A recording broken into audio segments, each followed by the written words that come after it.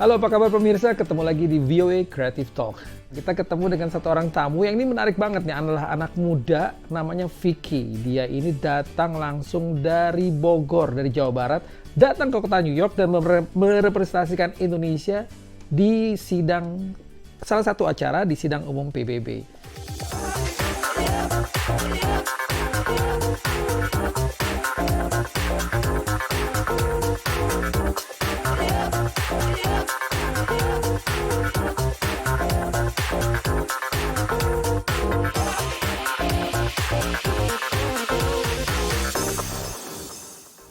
Apa kabar Vicky? Oke, halo Mas Nana. Kabar baik, alhamdulillah. Gimana nih? Udah seneng ya tempat New York ya? Seneng banget karena ya ini pengalaman pertama juga dan baru pertama kali ke New York. Jadi kayak wow, keren banget gitu. Alhamdulillah seneng.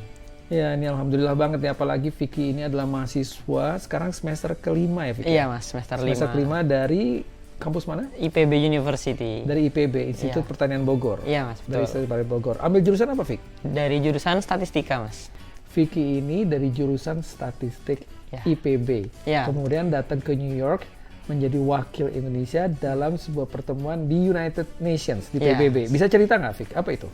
Ya, jadi ini nama kegiatannya Future We Want Model United Nation Mas. Feature We Want Model United Nation. model United Nations. Nah, ya jadi itu kayak simulasi sidang PBB gitu, di mana kita waktu itu langsung disambut sama petinggi-petinggi PBB khususnya di United Nation dari seluruh dunia.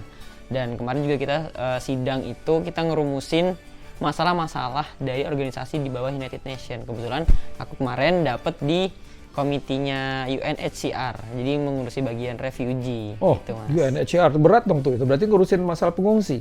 Berarti Iya. untuk itu berarti Vicky harus belajar dulu tentang bagaimana masalah-masalah pengungsi yang ada di dunia. Iya Mas, jadi pengungsi tapi lebih spesifik. Dia tuh pengungsi yang terjadi akibat climate change. Nah gitu. Pengungsi yang terjadi akibat climate change, Iya. bukan pengungsi karena perang, karena Belum, war. bukan Mas. Jadi lebih spesifik akibat climate change gitu. Itu apa aja yang didiskusikan? Ya, yang diskusikan kemarin pertama dari regulasi nasional dulu. Bagaimana kita tuh sebagai negara-negara di bawah PBB harus ada pandangan khusus yang dia tuh sama tentang bagaimana sih definisi refugee yang terjadi akibat climate change. Terus habis itu kita kemarin merumuskan gitu bagaimana sih mereka itu harus mendapatkan kesejahteraan di negara pengungsiannya. Lalu ketika mereka kembali, bagaimana mereka itu nggak tereliminasi lagi. Jadi biar negara-negara itu udah aman dari masalah iklim ini. Sama juga akan ada rencana preventif di jangka panjangnya. Biar dia tuh khususnya biar negara-negara di dunia itu bisa nggak kena masalah climate change ini. Iya. Apa yang Vicky pelajari dari situ? Oke, kalau dari topik khususnya dulu Mas ya. Ya. Dari topik khususnya tuh kemarin kita ini sih Mas, karena kita kan dari representasi berbagai negara gitu. Jadi apa sih kontribusi negara-negara di bawah PBB itu yang dia itu bisa dikasih untuk UNHCR ini dalam menangani masalah ini, itu pertama. Nah, karena memang ada negara-negara yang udah negara maju, negara besar itu dia tuh berkontribusi besar gitu, khususnya kepada negara-negara yang masih berkembang. Nah, jadi kita belajar bagaimana kemarin tuh negara-negara maju itu memberikan kontribusi apa yang bisa dikasih, khususnya kepada negara-negara berkembang agar kita bisa bareng-bareng mensukseskan dan menyelesaikan masalah iklim ini. Terus habis itu kita belajar tentang regulasi internasional juga, bagaimana mereka-mereka ini harusnya sebagai pengungsi akibat climate change ini diberdayakan dengan baik gitu Mas. Kalau ada yang bertanya, Vic, sebenarnya climate change itu apa sih? Akibat climate change itu apa? Karena ada perubahan cuaca, karena ada. Kalau perang kan jelas ya. Ya, Oh, karena perang, kemudian ada pengungsi. Apa sih, Vic? Kalau climate change itu mungkin kalau di Indonesia Mas ya, itu contoh nyatanya kayak tsunami Aceh waktu itu. Nah, Ada masa gempa bumi masalah gitu ya. gempa bumi, tsunami, terus juga mungkin bahkan sampai hujan asam yang akhirnya kalau misalkan sampai hujan asam itu kan di tempat itu tuh udah rusak gitu dia tuh, kayak besi-besi berkarat, tanah juga nggak subur. Dan akhirnya rata-rata orang-orang yang udah kena dampak dari masalah iklim ini karena udah di tempatnya tuh gak sehat atau mungkin bahkan rusak karena alam, ya mereka pindah biasanya cari tempat yang lebih baik. Cari lokasi lebih baik. Dan Nah. kemudian pada saat itu kebutuhan negara, bagaimana pemerintah menghandle itu, kemudian dibantu oleh negara-negara dari luar. Nah, terutama itu. negara-negara maju. Itu yang dipelajari, itu yang direpresentasikan, didiskusikan. Dipresentasikan. Dan kemarin kebetulan rata-rata mereka memang dari orang sosial. Dan karena aku dari statistika, orang teknologi, jadi aku kemarin speech juga di depan, aku pidato juga di depan, ngasih tentang gambaran teknologi bagaimana data itu bisa mengambil data iklim dan memprediksi di masa depan bagaimana iklim itu terjadi. Itu namanya pakai analisis statistik kayak gitu. Wah, ini menarik. Biasanya kalau ada acara-acara itu datang biasanya latar belakang sosial politik. Iya, biasanya kayak gitu. Politik Mas. atau hubungan internasional atau ekonomi gitu ya, karena atau hukum gitu ya. Iya. Tapi Vicky ini terpakai statistik. Ini menarik nih.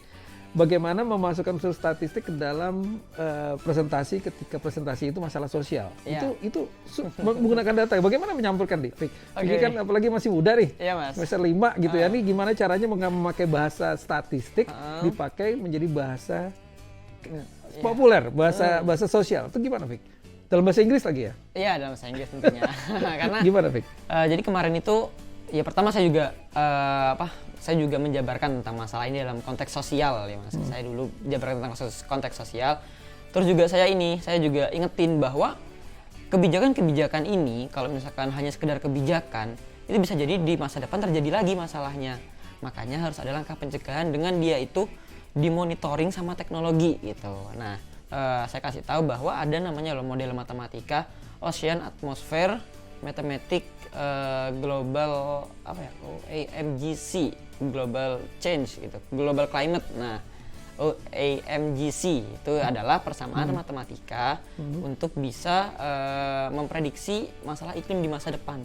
Dan itu memang sudah pernah dicoba di United Arab Emirates atau UAE. Oh, negara-negara itu udah pernah mencoba. Iya, Berarti karena kebetulan aku juga representasi dari negara itu kan, Mas. karena diminta untuk merepresentasikan dari United Arab Emirates ya. Jadi saya membawa teknologi yang pernah dicoba di UAE itu. Vic, pertanyaannya nih sekarang. Yes. Ini pertanyaan ini jadi jarang sekali ada anak-anak muda yang belajar statistik, kemudian cross gitu ya, masuk ke dunia internasional, kemudian bicara soal climate change dan dalam bahasa sosial. Kenapa sih Vic tertarik? Statistik itu alat. Nah, alat ini mau ditaruh di mana? Itu sebenarnya jadi landasan kenapa saya tuh mau mencoba berbagai hal. Karena menurut saya statistik itu ilmu dasarnya. Kalau misalkan kita nggak ada istilahnya mewadahi ilmu ini tuh ya kita sekedar ilmu aja. Data, kemudian angka itu penting sekali karena itu numbers yang menentukan exactnya gitu ya. Iya Mas. Dan memang topiknya kan statistik itu bisa kemana aja. Kilas balikku tuh dulu aku sangat tidak suka matematika gitu. Bahkan aku pernah dihukum, pernah keluar dari kelas matematika, bahkan aku pernah jadi satu-satunya anak yang waktu itu sampai beberapa kali tuh remedi matematika nggak boleh masuk kelas, dan itu aku sendirian di luar. Itu waktu SMP, Mas.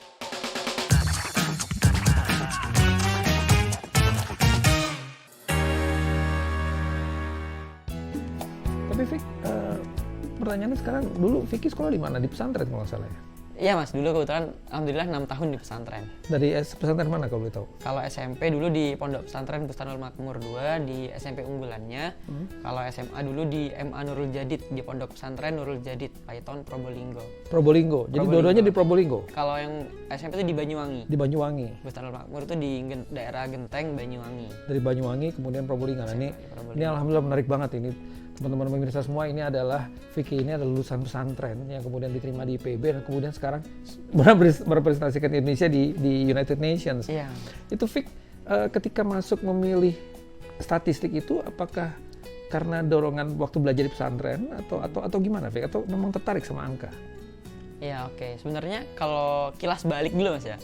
Kilas balikku tuh dulu aku sangat tidak suka matematika gitu. Bahkan aku pernah dihukum, pernah keluar dari kelas matematika, bahkan aku pernah jadi satu-satunya anak yang waktu itu sampai beberapa kali tuh remedi matematika nggak boleh masuk kelas, dan itu aku sendirian di luar. Itu waktu SMP, Mas. Kenapa tuh? Karena nggak suka aja? Karena malas atau kenapa? Nggak suka, malas, dan memang nggak ngerti. Nah, tapi alhamdulillahnya kayak di akhir SMP tuh kalau nggak salah 2 minggu sebelum ujian nasional waktu itu aku sadar gitu, istilahnya sadar, dan aku belajar terus. Alhamdulillah matematika aku jadi suka, dan di SMA aku jadi tim olimpiade matematika. Dari nakal, dari ini tiba-tiba sadar harus belajar matematika? Iya, karena saya merasa semakin, waktu itu kebetulan tiap minggu ada tugas ya Mas, tiap minggu ada tugas, dan kayak saya tuh kok saya nggak ngerti apa-apa ya tiap minggu, kok saya remedi terus, di luar terus gitu. Akhirnya dari situ sih saya mulai coba merefleksikan diri lagi, merenung lagi.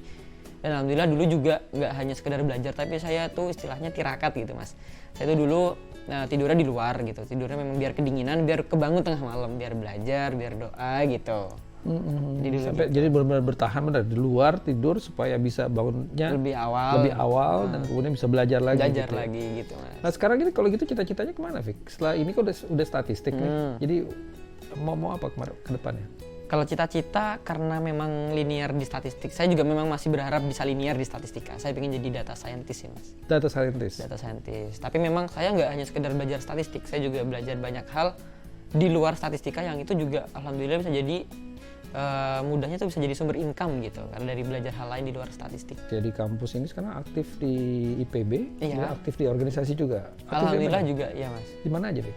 Jadi kalau organisasi itu saya masuknya sekarang sebagai wakil ketua himpunan mahasiswa profesi, namanya tuh Gamma Sigma Beta. Gamma Sigma Beta. Itu himpunan profesi mahasiswa statistika IPB yang sarjana. Terus juga saya juga aktif sebagai kepala divisi Research Achievement and Innovation dari IPB Outstanding Student College. Jadi itu adalah pembinaan mahasiswa berprestasi di IPB, sama juga jadi member di Yayasan Pondok Inspirasi sebagai mentor esai dan juga sebagai member di yayasan tersebut. Kalau Pondok Inspirasi itu berarti membantu anak-anak gitu, membantu mahasiswa atau gimana? Jadi Pondok Inspirasi itu yayasan pendidikan dan juga sosial serta untuk persiapan dunia kerja mas, ke lapangan pekerjaan untuk berprestasi karena memang rata-rata yang dibina di situ juga mahasiswa yang seperti saya, mahasiswa bidik misi, kip kuliah gitu. Vic, kalau udah sibuk kayak begini, kapan belajarnya, Vic? Saya tuh ngebagi sih mas, saya itu Gimana bagi di waktu tiap antara tahun itu ada target-target tersendiri. Misalnya, Misalnya saya dulu di tahun pertama itu memang pengen fokus di akademik. tunggu. Tahun pertama fokus akademik dan coba lomba. Jadi Coba kalau ada lomba. lomba-lomba ikut. Dulu alhamdulillah semester 1 pertama kali ikut lomba esai langsung dapat juara 3 nasional. Wow. Ya itu dulu belajarnya di Pondok Inspirasi. Juara juga. 3 nasional. Ya itu pertama, terus lomba kedua dapat juara 1 nasional dan alhamdulillah seterusnya meskipun kadang kalah tapi lebih banyak menangnya alhamdulillah. Oke. Tuh, terus di tahun kedua di semester 3 saya masih fokus di perlombaan karena di semester 3 itu saya tuh juga masih jadi mentor juga termasuk dan alhamdulillah di situ saya semakin meningkatkan hasil menang lomba karena memang juga lomba itu juga jadi salah satu sumber income saya gitu termasuk di luar memang saya menargetkan untuk sebagai mahasiswa berprestasi. Sebagai seorang mahasiswa khusus untuk matematika. Berarti kan semuanya exact number gitu ya. Itu perlu nggak sih kita, Vicky itu memerlukan kreativitas supaya bisa menang lomba? Itu gimana tuh? Antara kreativitas sama matematika itu perlu nggak sih? Jadi kan saya lebih ke statistikanya mas ya. Di statistika tuh kayak ada banyak algoritma, ada banyak tools yang dia itu bisa memudahkan aplikasinya dalam kehidupan sehari-hari. Dan memang di situ senjata saya. Jadi saya itu kan saya sering ikut lomba nulis esai ya mas. Esai itu kita bertarung gagasan, bertarung ide. Itu alhamdulillah sekarang udah lebih dari 15 kali juara lomba. Nah di sana kekuatan saya adalah saya menggabungkan masalah-masalah kehidupan sehari-hari bisa diselesaikan dengan tools-tools statistik dan itu kekuatan saya yang mungkin bisa dikatakan jarang dimiliki sama orang lain dan alhamdulillah ketika saya kolaborasikan ide-ide pakai statistika itu lebih banyak menangnya sih mas. Proses itu gimana, Vic? Antara exact ya, matematik kemudian dengan bahasa tulisan. Iya. Ini gimana prosesnya? Apakah harus belajar banyak membaca? Bagaimana ini? Menjelaskan number kemudian dalam bahasa. Iya, itu juga yang jadi tantangan sih sebenarnya mas karena membahasakan bahasa manusia dalam statistik itu juga akan jadi tantangan. Membahasakan bahasa manusia dalam statistik. Iya, itu jadi Membahasakan tantangan. bahasa Indonesia itu, nah, itu apa tipsnya yang bisa Vicky share? Mungkin ada juga pemirsa yang atau mahasiswa Indonesia yang belajar statistik, matematika, kemudian merasa oh hanya matematika saya nggak perlu belajar menulis gitu ya. Tapi kan Vicky sudah membuktikan bahwa dengan menulis itu akan membantu mengembangkan karir mereka, kemudian membantu mereka untuk bisa membuka wawasan masuk ke dunia baru kan gitu ya. Iya mas Fit. Ada tips nggak kira-kira untuk itu supaya bisa seperti itu? Ya tipsnya kita itu kalau misalkan saya ngomongnya tuh algoritma gitu. Nah ketika ke orang awam mungkin algoritma tuh nggak paham apa sih algoritma itu. Nah algoritma itu kan sebenarnya dia itu adalah tools atau dia alat yang bisa memudahkan. Jadi kita lebih menyederhanakan bahasa sih mas ketika dalam tulisan. Karena memang rata-rata orang awam baca ini bahasa apa gitu, takutnya nggak paham. Tapi dengan menyederhanakan bahasa, menyederhanakan tulisan, menjadi dia tulisan sehari-hari itu akan lebih mudah ditangkap dan alhamdulillah worth it gitu. Ya karena kan biasanya kalau dengar kata-kata kalkulus misalnya atau bahasa algoritma atau bahasa apa ya akar gitu 2 akar 3 itu kan kita udah susah nih gitu kan lihat angka gitu kan. Kemudian Vicky menaruh itu dalam bahasa gitu ya. Modalnya apa Vicky untuk bisa menulis seperti itu? Modalnya tentu saya banyak baca sih mas karena memang baca apa kalau boleh tahu? Saya lebih banyak baca contoh esai karena saya pengen langsung jadi belajarnya sambil langsung praktek. Jadi ketika saya ikutan lomba, ya itu saya belajar di situ. Saya baca contoh-contoh esai yang udah menang, punya kakak tingkat di Pondok Inspirasi. Saya juga baca-baca mungkin baca-baca berita terkait tentang masalah-masalah yang ada, baca-baca jurnal juga karena memang sumbernya kan jurnal, buku yang banyak itu. Lembaga di setiap instansi, di setiap perusahaan juga termasuk kementerian itu juga pasti butuh mereka yang ahli di statistika.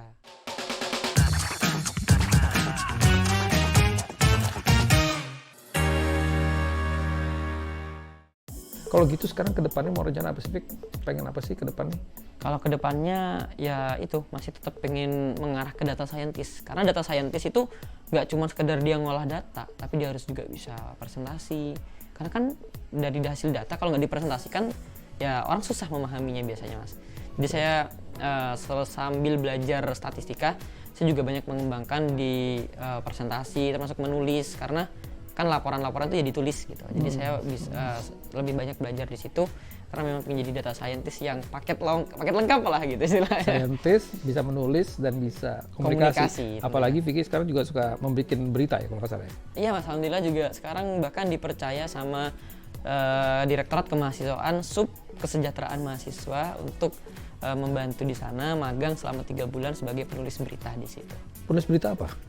Jadi kebetulan di situ kan ada kegiatan-kegiatan itu misalnya dari kesejahteraan mahasiswa. Misalkan kayak beasiswa bidik misi, ikut kuliah, atau mungkin beasiswa lainnya. Termasuk juga di IPB itu ada namanya program buah susu gratis gitu untuk mahasiswa. Dan program-program lainnya itu press release-nya tuh saya yang buat beritanya. Waduh. Gitu. Yang gitu dong, nanti kerjaan kita habis nih. Kalau semua Mbak Vicky nih. Udah statis dia pegang, nulis dia pegang, esai dia pegang, dia bikin berita juga. Kita gimana dong? Ya. Tapi Vicky, kira-kira Vicky ada nggak saran-saran seperti itu? Kira-kira ke depan luas nggak sih kalau menurut Vicky sekarang pekerjaan-pekerjaan di dunia statistik yang Vicky lihatnya? Menurut saya sangat luas ya Mas, karena mana sih lembaga atau instansi yang tidak membutuhkan jasa statistik gitu. Nah itu mudahnya karena memang di setiap lembaga, di setiap instansi, di setiap perusahaan juga termasuk kementerian itu juga pasti butuh mereka yang ahli di statistika. Karena waktu itu kebetulan saya pernah berkunjung ke Kementerian PPK Kemayoran Jakarta. Saya ketemu langsung sama sekretarisnya Bapak Rizky Renando. Kebetulan beliau juga dulu S2-nya di New York juga. Terus sekarang jadi sekretaris di sana. Saya juga ditawarin malah, Vicky, seandainya kamu udah tingkat akhir, mungkin saya tarik gitu sebagai ahli statistik di sini. Oh gitu. Karena memang di setiap tempat memang dibutuhkan gitu Mas. Jadi baik dari startup maupun yang udah besar Pasti membutuhkan. pasti butuh analisis statistik. Apalagi kalau misalkan dia tuh kayak penjualan gitu, itu pasti butuh yang marketing dan dia butuh statistiknya gimana. Dia yang bagian mungkin melihat sepanjang tahun ini atau sepanjang bulan ini bagaimana sih penjualannya, itu kan mesti butuh orang-orang statistika gitu. Vic, sekarang ada pertanyaan ini pertanyaan terakhir tapi agak susah nih Vic. Oke, siap. Pertanyaan agak susah. Kalau misalnya Vicky sekarang sudah terjun ke dunia pekerjaan, gitu ya. Tadi kan masih balik lagi nih ke climate change gitu ya. Kira-kira sekarang dari apa yang Vicky pelajari selama di New York ini, ketemu dengan berbagai macam teman dari berbagai negara, kemudian dengan United Nations, kira-kira apa yang Vicky pelajarkan dipelajari dari pengalaman ini dan apa yang bisa disumbangkan kepada Indonesia sekarang? Nah, kalau kebetulan apa sih yang mau saya bawa untuk Indonesia gitu? Tentunya pertama bekal pengalaman. Karena saya dari mahasiswa KIP kuliah yang memang notabene untuk keluarga menengah ke bawah dan saya dibiayai negara itu. Jadi bagaimana saya bisa membawa pengalaman ini kepada teman-teman saya, khususnya yang mereka golongannya menengah ke bawah yang mungkin kuliah karena memang alhamdulillah mendapatkan beasiswa untuk bisa memberikan semangat ini gitu Mas. Karena saya percaya semua pasti ada kesempatannya dan semua pasti punya peluang yang sama kalau mau berjuang gitu. Selain itu tentu adalah pengalaman ke teman-teman saya di sekitar kayak di Yayasan Pondok Inspirasi, di Statistika IPB, bahwa memang statistika itu bisa di mana-mana gitu. Termasuk juga karena kebetulan saya sebagai anak dari Yayasan Pondok Inspirasi di mana kita tuh juga banyak kegiatan termasuk tentang kepemudaan, tentang sosial. Ya kenalan-kenalan saya di sini ini, jadi teman-teman saya di dunia internasional ini yang mungkin bisa sewaktu-waktu saya undang, ajak via Zoom meeting, biar mereka membagikan apa sih pengalamannya, apa yang didapat, apa yang bisa dibagikan oleh dunia Networking, internasional ya, networking, termasuk juga pelajaran-pelajaran dari dunia internasional biar semakin kaya kita. Jadi teman-teman itu termasuk saya sendiri juga gak hanya sekedar berpikiran bagaimana pandangan di Indonesia, tapi juga bagaimana sih pandangan di dunia internasional biar kita punya lebih kaya pengalaman. Jadi bisa dan membawa wawasan. pengalaman ini dan membawa teman-teman juga untuk bisa masuk ke dunia internasional dan membuka wawasan baru, Iya. ketemu networking baru ya. Iya, Apalagi dengan Zoom sekarang ini bisa lebih ke sana ya. Ya itu. Tapi saya ada pertanyaan satu lagi, Vic. Waktu Vicky kesini ini berarti diundang oleh United Nations ya. Kemudian ada yang mensponsori dari mereka atau gimana? Oke, jadi kebetulan waktu itu saya apply kegiatan ini, mengajukan kasih Sendiri jawaban, itu ya? Sendiri ya, itu apply sendiri. Terus waktu itu alhamdulillah dapat tuh via email surat undangannya bahwa kamu diterima dan diundang ke New York untuk bisa mempresentasikan serta mendiskusikan masalah ini gitu. Nah habis itu saya sebenarnya awal sempat ragu ya Mas, karena Begitu diterima gimana gitu ya? iya, apalagi saya juga kebetulan saya itu udah nggak minta uang saku ke orang tua selama setahunan gitu. Oke. Setahun lebih sedikit karena memang saya dari lomba-lomba, dari ngajar, maksud saya juga dulu ngajar gitu. Itu terus saya mikir, aduh tabungan udah tinggal dikit, gimana nih? Tapi alhamdulillah waktu itu saya dapat sponsor dari PT Paragon Technology and Innovation dan mereka membiayai saya untuk berangkat ke sini, mau dari tiket sampai penginapan dan juga makan. Termasuk juga alhamdulillah saya dapat dari IPB juga dapat Dibantu juga sponsor, IPB dibantu juga. Nah dari IPB tapi mungkin sistemnya reimburse, jadi di akhir nanti baru dikembalikan. Ini sangat inspiratif nih. Jadi Vicky memulai sendiri, mendaftar sendiri, begitu diterima, mau gimana nih gitu Ya, kan. itu, Mas, Baru itu. kemudian cari sponsor, kemudian alhamdulillah dapat sponsor juga dari Paragon tadi, kemudian juga dari IPB juga bantu sampai akhirnya bisa kesini, dan Vicky akan kembali ke Indonesia membagi, men-share pengalaman ini kepada teman-teman juga dengan Pondok Inspirasi tadi juga ya, semuanya di-share ya semuanya. Iya tentu Mas, itu wajib Juga.